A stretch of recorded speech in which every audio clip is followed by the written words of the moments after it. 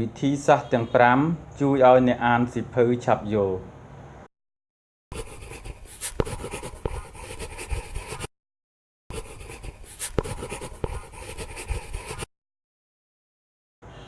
ទី1អានសេចក្តីបញ្ចប់មុនក្នុងចម្ពោះឬមេរៀននីមួយៗតែងត្រូវបាន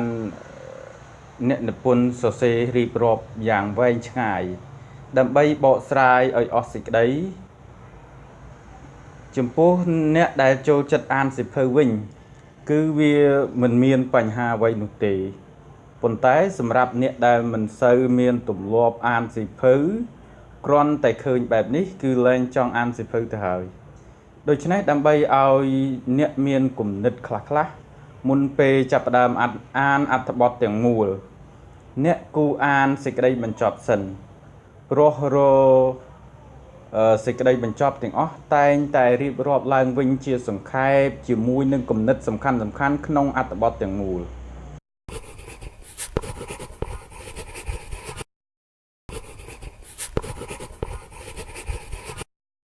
ទី2ប្រើប៊ិច highlight គូចំណាំឬយើងប្រើថាប្រើប៊ិចពណ៌គូចំណាំនៅក្នុងអត្ថបទមានឃ្លាមួយចំនួនដែលអ្នកបានដឹងរួចទៅហើយឃ្លាខ្លះទៀតអ្នកមិនបានដឹងហើយវាពិតជាមានសារៈសំខាន់មែនទែននៅក្នុងការចងចាំទុកសូមកុំជឿជាក់ទៅលើការចងចាំរបស់អ្នកព្រោះថ្ងៃណាមួយអ្នកនឹងភ្លេចជាពុំខានដូច្នេះរាល់ការអានអត្ថបទអ្នកគួរតែប្រើប៊ិចគូចំណាំរាល់ចំណុចដែលសំខាន់ដើម្បីផ្ដល់ភាពងាយស្រួលក្នុងការស្វែងរកនៅពេលដែលយើងត្រូវការវា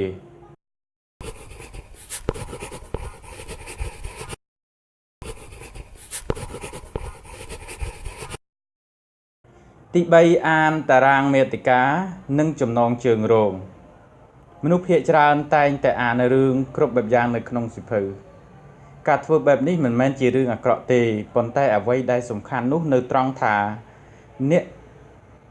មិនអាចអានសៀវភៅបានច្រើននោះទេប្រសិនបើគ្មានពេលវេលាគ្រប់គ្រាន់នៅក្នុងសៀវភៅទាំងនោះមិនមែនសុទ្ធតែមានចំណុចដែលអ្នកត្រូវការឬពេញចិត្តនោះដែរក្នុងស្ថានភាពនេះ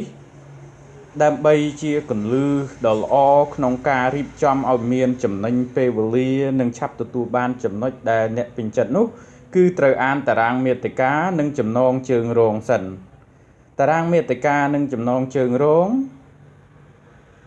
តែងតែបង្ហាញពីចំណុចគោលសំខាន់នៅក្នុងសៀវភៅឬអត្ថបទដូច្នេះអ្នកអាចស្វែងរកនៅចំណុចដែលអ្នកពេញចិត្តហើយចាប់ផ្ដើមអានវា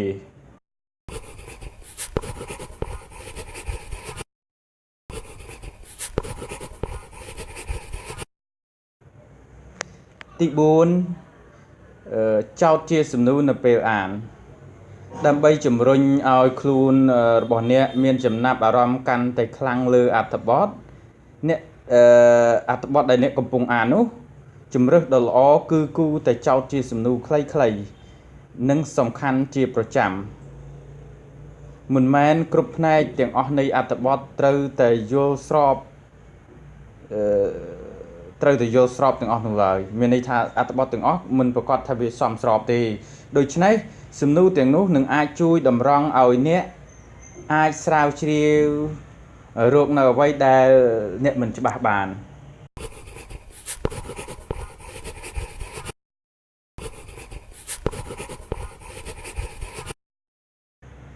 ទី5ពិភាក្សាអ្វីដែលអ្នកអានជាមួយ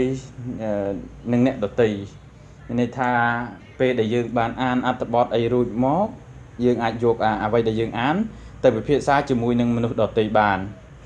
ផ្នែកនីមួយៗនៅក្នុងអត្ថបទតែងតែមានអត្ថន័យដែលពិបាកយល់ហើយមានលក្ខណៈស្មុគស្មាញដើម្បីឲ្យវាប្រកាសថាអ្វីដែលអ្នកបានឃើញនៅក្នុងការអាននោះវាត្រឹមត្រូវឬវាច្បាស់លាស់អ្នកគួរតែឆ្លៀតពេលយកពេលពិភាក្សាជាមួយនឹងអ្នកនៅជុំវិញខ្លួនរបស់អ្នកឬមនុស្សដែលមានចំណេះដឹងខ្ពស់ការធ្វើបែបនេះអាចជួយឲ្យអ្នកចងចាំបានកាន់តែយូរហើយអាចស្ដាប់ការផ្ដល់ យោបល់របស់មនុស្សដទៃទៀតច្រាស់ត្រឡប់មកយើងវិញវាគឺជាការផ្ដល់មតិមួយដ៏ល្អរបស់គេ